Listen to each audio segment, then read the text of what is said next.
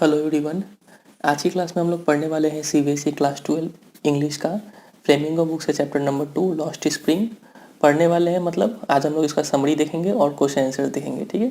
और आपको पता है कि हम लोग पहले ही लाइन बाय लाइन एक्सप्लेनेशन पढ़ चुके हैं इस चैप्टर का। अगर आपने उसे नहीं देखा है तो यहाँ पे आप आई बटन में क्लिक करके उस वीडियो का लिंक दिया हुआ है, आप वहाँ पे जाके देख सकते हैं। सभी चैप्टर्स का लाइन बाय लाइन एक्सप्लेनेशन है, ठीक है। प्लेलिस्ट में चेक कर सकते हैं। तो चलिए शुरू करते हैं स्टोरी को। लॉस्ट स्प्रिंग, इसके राइटर है एनीस जंग, ठीक है। तो शुरू करते हैं इस स्टोरी को। इस स्टोरी को 2 पार्ट में डिवाइड किया गया है। पहला पार्ट जो है वो एक साहिब नाम के लड़के के ऊपर बेस्ड है, ठीक है। और उस पार्ट का जो हेडिंग है वो है समटाइम्स आई फाइंड अ रूपी इन द गार्बेज। और जो सेकंड पार्ट है वो है एक मुकेश नाम के लड़के के ऊपर बेस्ड, और इस पार्ट का टाइटल है I want to drive a car, ठीक है। तो दूसरा पार्ट है मुकेश के ऊपर, फर्स्ट पार्ट है साहिब के ऊपर। तो चलिए शुरू करते हैं। तो इस स्टोरी का शुरुआत होता है ऐसे कि एनीस जंग जो है राइटर, वो देखती है कि अपने घर के बाहर, ठीक है, अपने पड़ोस में जो कचरे का ढेर है, गार्बेज डंप, वहाँ पे साहिब नाम का एक लड़का कचरा चुन रहा होता है। और वो इतना अच्छे से चुन रहा होता है कि मानो वो उसमें गोल्ड ढूंढ रहा हो। गोल्ड ढूंढ रहा हो मतलब कोई प्रीशियस चीज़ ढूंढ रहा हो, ऐसे ढूंढ रहा होता है। फिर साहिब के बारे में बताया जाता है कि साहिब जो था उसका घर ओरिजिनली ढाका में था, और ढाका में फिर हरे हरे मैदानों में उसका घर था। फिर एक बार स्टॉर्म आया और स्टॉर्म की वजह से वो और उसकी मम्मी के साथ उसे ढाका छोड़ना पड़ा और वो लोग नई जगह में शिफ्ट हो गए। अभी आगे पता चलेगा अभी प्रेजेंटली ये लोग कहाँ पे है। फिर नैरेटर पूछती है एनीस जंग उससे कि तुम स्कूल नहीं जाते हो, तो बोलते कि नहीं जाते हैं स्कूल। तो फिर उससे पूरा नाम पूछा जाता है तो वो अपना नाम बताता है साहिब आलम। फिर नैरेटर देखती है कि ये जो साहिब आलम था वो लोग खाली पैर है, ठीक है, चप्पल नहीं पहने हुए हैं, बेयर फुट बोलते हैं उसको। तो नैरेटर इसका 2 रीज़न देती है कि क्यों ये लोग बेयर फुट रहते हैं। हो सकता है ऐसा नहीं है कि इनके पास पैसा नहीं है, but a tradition to stay barefoot. बोला जाता है कि ऐसा यहाँ पे ट्रेडिशन है खाली पैर रहना, उसलिए ये लोग खाली पैर रहते हैं। पहला रीज़न तो वो ये देती है। और दूसरा रीज़न वो देती है कि हो सकता है perpetual state of poverty, poverty के कारण ये लोग, गरीबी के कारण ये लोग खाली पैर रहते हैं, इनके पास पैसा नहीं है चप्पल पहनने का, ठीक है। तो नरेटर फिर उसके घर जाती है, साहिब के घर जाती है, और उसका घर जो है वो है सीमापुरी में। अब सीमापुरी कहाँ है? अ place on the periphery of Delhi, Delhi के बगल में बसा हुआ है सीमापुरी, ठीक है। तो वहाँ पे जाती है वो। और यहाँ पे जो मेनली कौन लोग रहते हैं, वो लोग रहते हैं जो बांग्लादेश से आए हुए हैं स्क्वेटर्स लोग, ठीक है। मतलब इनका अपना ज़मीन नहीं होता है, खाली ज़मीन में ये लोग टेंट लगा के रहते हैं। सो 1971 में बांग्लादेश से जो लोग आए हुए थे वो लोग मेनली सीमापुरी में रहते हैं, और उसी फैमिली में से एक था साहिब का फैमिली, ठीक है। जो यहाँ पे बताया गया था ढाका में उसका घर था, लेकिन तूफान उफान आ गया तो वो लोग वहाँ से छोड़ के एक, अभी ये लोग कहाँ आ गए हैं, सीमापुरी में आ चुके हैं। तो ये आप याद रखिएगा, सीमापुरी। उसके बाद क्या होता है कि अब वहाँ पे डिस्क्राइब कर दिया कि सीमापुरी का हालत क्या है। वहाँ पे ना सीवेज है, ना ड्रेनेज है, ना रनिंग वाटर है, कोई चीज़ का फैसिलिटी नहीं है। तब वो कुछ, जो नरेटर है एनीस जंग, वो कुछ ग्रुप ऑफ वुमेन से बात करती है और पता चलता है कि अगर सीमापुरी में सर्वाइव करना है तो आपको क्या करना होगा, रैक पिकिंग करना होगा। यही एक काम है वहाँ पे, और कोई काम नहीं है। फिर इसके बाद नरेटर जो है वो साहिब से बात करती है और पता चलता है कि साहिब बोलता है कि मुझे कभी कभी कूड़े में 1 रुपया मिल जाता है या फिर 10 रुपये का नोट मिल जाता है। और वो बोलता है कि जब मुझे 10 रुपये का नोट मिल जाता है तब हम लोग रुकते नहीं हैं, उसके बजाय हम लोग, और हमें एक आशा मिल जाता है कि फाइंडिंग मोर, हमें और खोजने का मोटिवेशन मिल जाता है, ठीक है। और हम लोग और मन से कचरा ढूंढने लगते हैं, साहिब ऐसा बोलता है। तो यहाँ पे बताया गया है कि बच्चों के लिए जो ये कूड़े का ढेर है, डंप ऑफ गार्बेज है, हीप ऑफ गार्बेज जो है वो एक रैप्ड इन वंडर, उनके लिए एक वंडर है, मतलब, ठीक है, सरप्राइजिंग चीज़ इनको मिलता है। एंड फॉर एल्डर्स, और बड़ों लोग के लिए वो जो कूड़े का ढेर है वो क्या है, a means of survival. Rag picking करना एक सर्वाइवल का जरिया है, ठीक है। फिर एक विंटर मॉर्निंग में क्या होता है कि साहिब खड़ा होकर 2 यंग मैन को वॉच कर रहा होता है। वो 2 यंग मैन टेनिस खेल रहे होते हैं, लेकिन नाइटर बोलती है कि ये देख तो रहा है लेकिन ये कभी अब शायद अपने लाइफ में कभी वो इतना रिच गेम खेल नहीं पाए। तो उस सुबह देखती है कि वो जो साहिब जो है वो कहाँ जा रहा था, on his way to the milk booth जा रहा था। और बात करने में पता चलता है कि वो एक टी स्टॉल पे अब काम करना शुरू कर दिया है। पहले इसका काम क्या था, रैक पिकिंग करना, लेकिन अब टी स्टॉल में काम करना शुरू कर दिया है, और उसे 800 रुपया मिलता है, और ऑल माई मील्स, सुबह का, शाम का, सुबह का, दिन का, रात का खाना भी मिलता है, ठीक है, 800 रुपये के साथ में। तो एक नया टी स्टॉल में काम करना शुरू कर दिया है। लेकिन वो जो अब टी स्टॉल में काम कर रहा है, लेकिन अभी भी उसके चेहरे पे खुशी नहीं है। पहले वो केयर फ्री लुक था, अब वो केयर फ्री लुक नहीं है, कभी टेंशन में रहता है। और ये जो स्टील का कैनिस्टर जो उठाए हुए था वो, ठीक है, वो उस पर ज़्यादा भारी लग रहा था। ठीक है, the steel canister seems heavier than the plastic bag he would carry so lightly over his shoulder. The bag was his, the canister belongs to the man. तो पहले जो कचरे कचरे का ढेर उठाता था, उस वो बैग तो उसका हुआ करता था, मतलब अपना मास्टर वो खुद था। लेकिन अब जो वो किसी के अंडर में काम करता है, कैन उठाए हुए है, तो वो कैन किसी और का है, तो इसलिए वो अपना अब मास्टर खुद नहीं रहा। Saheb is no longer his own master. ठीक है, ये बताया गया है साहिब के बारे में। अब आते हैं सेकेंड पार्ट में, जो कि है एक मुकेश नाम के लड़के के ऊपर बेस्ड, लेकिन मुकेश साहिब से अलग है। मुकेश के बारे में क्या बताया गया है, मुकेश चाहता है कि वो अपना मास्टर खुद बने। ठीक है, वो चाहता है एक मोटर मैकेनिक बनना, और मुकेश रहता है फिरोज़ाबाद जगह में। ठीक है, फिरोज़ाबाद फेमस है फॉर बैंगल्स, चूड़ियों के लिए फेमस है ये। यहाँ पे हर घर में चूड़ी बनते बनते रहता है, हर दूसरे घर में। ठीक है, और मुकेश जो है वो एक बार नरेटर को, मतलब एनीस जंग को अपने घर ले जाता है, और वो बोलता है कि मेरा घर क्या हुआ है, प्राउडली बोलता है कि मेरा घर रीबिल्ड हुआ है, नया बना है। ठीक है, और वो स्टिंकिंग लेंस, मतलब गंदी गंदी गंदी रास्ते से उसके नरेटर को लेके जा रहा था अपने घर, और वहाँ पे कूड़े का ढेर था और टूटे फूटे घर थे। ठीक है, टूटे फूटे दरवाजे, खिड़की बिना खिड़की के, और क्राउडेड विद फैमिलीज। वहाँ पे वो रास्ते को डिस्क्राइब किया गया है। ठीक है, जिस मोहल्ले में मुकेश रहता था, तो काफ़ी बुरा हालत था वहाँ पे। तो मुकेश अपने घर में ले जाता है, और घर में जाके नरेटर देखती है कि वहाँ पे एक फ्रेल यंग वुमेन, मतलब पतली दुबली यंग वुमेन जो थी, एक लड़की थी जो खाना बना रही थी पूरे फैमिली के लिए, और घर में पूरा धुआं धुआं हुआ हो रखा था। सी, तो वो लड़की कौन थी, वो फ्रेल यंग वुमेन कौन थी, she is the wife of Mukesh is elder brother. तो मुकेश का जो बड़ा भाई था उसकी पत्नी थी वो। ठीक है, तो उतनी ज़्यादा उम्र में बड़ी नहीं थी वो, लेकिन उतने कम उम्र में वो 3 लोगों का बोझ उठा के रखी हुई थी।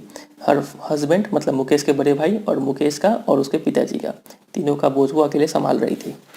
तो फिर नरेटर जो है वो मुकेश की ग्रैंड मदर से बात करती है। तो ग्रैंड मदर बोलती है कि ये उनका डेस्टिनी है। डेस्टिनी मतलब ये बैंगल्स बनाना उनका डेस्टिनी है। और एक बात यहाँ पे था कि मुकेश के जो पिताजी है, उन्होंने अपना पूरा लाइफ लगा दिया था बैंगल्स बनाने में, और पूरे लाइफ में वो ना एक अच्छा घर बना पाए, ना अपने दोनों बच्चों को पढ़ा पाए। ठीक है, वो सिर्फ अपने लाइफ में एक ही चीज़ कर पाए। वो चीज़ क्या था, वो अपने बच्चे को ये पढ़ा पाए जो उन्हें आता था, मतलब वो the art of making bangles. उन्हें चूड़ी बनाना आता था, वही अपने उन्होंने दोनों बच्चों को सिखा दिया, मुकेश और उसके बड़े भाई को सिखा दिया। तो नरेटर जो है वो ग्रैंड मदर से बात करती है, और ग्रैंड मदर है वो बोलती है कि चूड़ी बनाना उनका क्या है, डेस्टिनी है, ये गॉड गिवन लीनेज है, और ये can a God given lineage ever be broken, मतलब भगवान का दिया हुआ काम कभी कोई तोड़ सकता है, मतलब ये रीत है। ठीक है, इनको फॉलो करना होगा। तो इनका फैमिली में ये थिंकिंग चलता है। तो फिर नरेटर जो है वो डिस्क्राइब करती है वहाँ के लोगों को। पता चलता है कि वहाँ पे जो जितने भी लड़के लड़कियाँ हैं, फादर्स और उनके मम्मी पापा जो है, वो लोग काफ़ी डार्क हटमेंट में, अंधेरे रूम में वो लोग बैठ के क्या बार चूड़ी बनाने का काम करते हैं। और उनका जो आँख है वो ज़्यादा डार्क में एडजस्टेड है than the light to the light outside. ठीक है, मतलब लाइट में अच्छा उनका आँख काम नहीं करता है, उनका आँख ज़्यादा एक्टिव हो जाता है अब अंधेरे में, क्योंकि अंधेरे में ज़्यादा काम करते करते उनका आँख यूज टू हो गया है टू द डार्क। तो इसीलिए वो लोग एडल्ट होने से पहले ही वो बच्चे लोग क्या कर देते हैं, अपना आई साइट खो देते हैं। तो ऐसे ये बताया गया है। और एक लड़की है, सविता नाम की लड़की, नरेटर उससे बात करती है, तो पता चलता है, उससे बात करती है और बस देखती है कि वो भी चूड़ी बना रही है।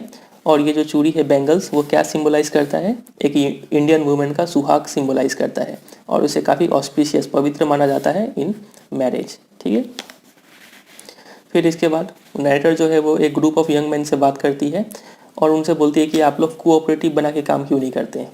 कोऑपरेटिव मतलब आप लोग आपस में मिल जाइए और एक साथ मार्केटिंग ये सब कीजिए, सेल वेल। ठीक है, तो वो लोग बोलते हैं कि नहीं, हम लोग ऐसा नहीं कर सकते हैं। अगर हम लोग ऑर्गेनाइज हुए तो हमें पुलिस तंग करेगी, वो हमें मारेगी, हमें जेल में ले जाकर बंद कर देगी। ठीक है, कुछ ना कुछ इलीगल चार्जेस लगा के। तो ऐसा बात बताया गया है यहाँ पे। तो ये सब चीज़ सुनकर नरेटर बोलती है कि नरेटर को उन्हें यहाँ पे 2 वर्ल्ड दिखने को मिल रहा है। पहला वर्ल्ड वो है one of the family caught in the web of poverty. पहला वर्ल्ड है उस फैमिली का जो गरीबी में फंसा हुआ है। ठीक है, burden by the stigma of caste in which they are born. और दूसरा वर्ल्ड उनको देखने को मिलता है of the sahukars, the middleman, the policeman, the keepers of law, the bureaucrats and the politicians. एक वर्ल्ड है फैमिली का जो गरीबी रेखा में डूबा हुआ है, और दूसरा वर्ल्ड है इस मिडिल मैन लोगों का, और इन दोनों वर्ल्ड के बीच में पीस के कौन रह गया है? छोटे छोटे बच्चे। Together they have impose the baggage on the child that he can not put down. एक बच्चे के ऊपर इतना बोझ डाल देते हैं दोनों मिलके, कि दोनों वर्ल्ड मिलके, कि ये बच्चा उठा नहीं पाता है उतना बोझ। लेकिन मुकेश जो है वो इन सब थिंकिंग से थोड़ा अलग सोच है उसका। उसके फैमिली वाले सोचते हैं कि उनका एक ही काम है बैंगल्स बनाना, लेकिन मुकेश थोड़ा अलग सोच रखता है। वो बोलता है कि मैं मोटर मैकेनिक बनूंगा, ठीक है। भले ही उसके लिए उसे सीखना पड़ेगा, घर से दूर जाना होगा, लेकिन फिर भी वो एक मोटर मैकेनिक बनना चाहता है। बस तो यही है फिर ये स्टोरी। तो चलिए जल्दी से करते हैं कुछ क्वेश्चन आंसर्स। पहला क्वेश्चन है, what is Saheb looking for in the garbage dumps. Saheb क्या ढूंढ रहा है गार्बेज डंप पे? वेयर इज ही, कहाँ पे है, and where has he come from, कहाँ से आया हुआ है। तो Saheb is looking for coins and rupee notes in the garbage dump, ठीक है। He is in Seemapuri, a place on the periphery of Delhi, ठीक है। He has come from Bangladesh, मतलब एग्जैक्ट बोला जाए तो ढाका से वो आया हुआ है। और he came with his mother in 1971। His house was set amidst the green fields of Dhaka. उसका घर हरे हरे मैदानों में था ढाका में। Storms swept away their field, लेकिन स्टॉर्म की वजह से उनका मैदान खराब हो गया, फसल खराब हो गए, and homes, so they left it, उन्हें छोड़ के सीमापुरी में आना पड़ा।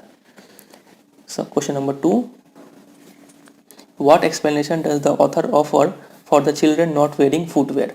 चप्पल नहीं पहनने का क्या ऑथर क्या एक्सप्लेनेशन देती है?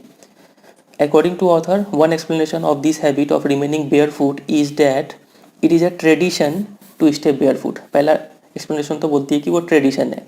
However, she wondered, लेकिन वो ये भी सोचती है कि it was only an excuse। ये ट्रेडिशन तो मात्र एक एक्सक्यूज है to explain away a perpetual state of poverty। असली रीज़न क्या है? perpetual state of poverty, ठीक है, continual state of poverty। poverty के कारण वो लोग barefoot रहते हैं। Question number 3, is Saheb happy working at the tea stall. क्या वो खुश है टी स्टॉल में काम करके? No, Saheb is not happy working at the tea stall. He is no longer his own master. His face has lost the carefree look. अपना master नहीं रहा, अब उसके चेहरे पर वो केयर फ्री लुक नहीं रहा, टेंशन में रहता है वो। The steel canister seems heavier than the plastic bag. वो कैनिस्टर ज़्यादा हैवी है। ही would carry so lightly over his shoulder. Plastic bag तो शोल्डर पे आराम से कैरी कर लेता था, लेकिन वो कैनिस्टर के लिए ज़्यादा भारी है। The bag was his but the canister belong to the man who own the tea shop.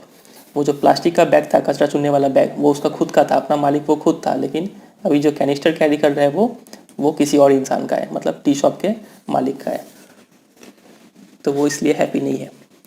अगले क्वेश्चन पे आते हैं। Question number 4, what makes the city of Firozabad famous. Firozabad किस लिए फेमस है? It is famous for bangles. Every other family in Firozabad is engage in making bangles. हर दूसरा फैमिली बैंगल्स बनाता है। It is the centre of India's glass blowing industry, ठीक है, मतलब मेन सिटी है ये जहाँ पे चूड़ी बनता है। Where families have spent generations working around furnaces welding glass and making bangles. परिवारें यहाँ पर जो है वो अपने जनरेशंस बिता चुकी है, भट्टियों के सामने ग्लासेस को वेल्ड करती है और वो चूड़ी बनाती है वो लोग, ठीक है। अगले क्वेश्चन पे आते हैं। मेंशन द, ये सब क्वेश्चन बोर्ड्स के लिए आपका इंपॉर्टेंट है, ठीक है। Mention the hazards of working in the glass bangle industry. क्या क्या हजार्ड से क्या क्या डेंजर फेस करना पड़ता है जो इंसान बैंगल्स बनाते हैं। तो the bangle makers face many problems in the glass industry. They have to work in dingy cells without air और light in the high temperature of the furnace, ठीक है। डिंजी सेल्स में काम करना होता है, मतलब डार्क सेल्स में, ठीक है, बिना हवा और बिना लाइट का, और हाई टेम्परेचर रहता है वहाँ पे, काफ़ी सिकुड़ा हुआ, मतलब सिकुड़ा हुआ रूम रहता है। The dust from polishing the bangles is injurious to eyes. जो चूड़ियों को पॉलिश करते हैं तो वहाँ से जो डस्ट निकलता है वो आँखों को इंजरी करता है, इंजरी पहुँचाता है। और जो चिल्ड्रेन है वो एडल्ट होने से पहले अपना आईसाइट खो देते हैं।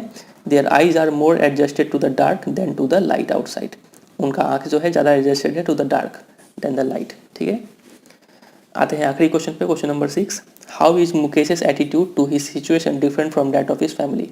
मुकेश का एटीट्यूड कैसे डिफरेंट है उसके फैमिली से, काफ़ी इंपॉर्टेंट क्वेश्चन है ये। तो मुकेश's grandmother thinks that the God given lineage can never be broken, ठीक है। उसकी दादी का ये सोच है कि भगवान का दिया हुआ काम कभी तोड़ नहीं सकते हैं। हर son and grand sons are born in the caste of bangle makers. वो ऐसा सोचती है कि उसके बेटे और पोते लोग चूड़ी बनाने वाले कास्ट में पैदा हुए हैं। They have seen nothing but bangles. Mukesh's father has taught them what he knows the art of making bangles. पिताजी ने भी सिर्फ यही चीज़ सिखाया है उन्हें। But Mukesh wants to be a motor mechanic. He will go to a garage and learn even though the garage is far away from his home. बहुत दूर है गराज, लेकिन फिर भी वो जाएगा और वहाँ पे वो सीखेगा। बस तो यही है। फिर ये 6 क्वेश्चंस आप तैयार कर लीजिए और इस 6 क्वेश्चन का PDF का लिंक आपको डिस्क्रिप्शन में मिल जाएगा। तो इतना ही है। फिर मिलते हैं बहुत जल्द अगले एक चैप्टर्स के साथ। तब तक के लिए goodbye and take care.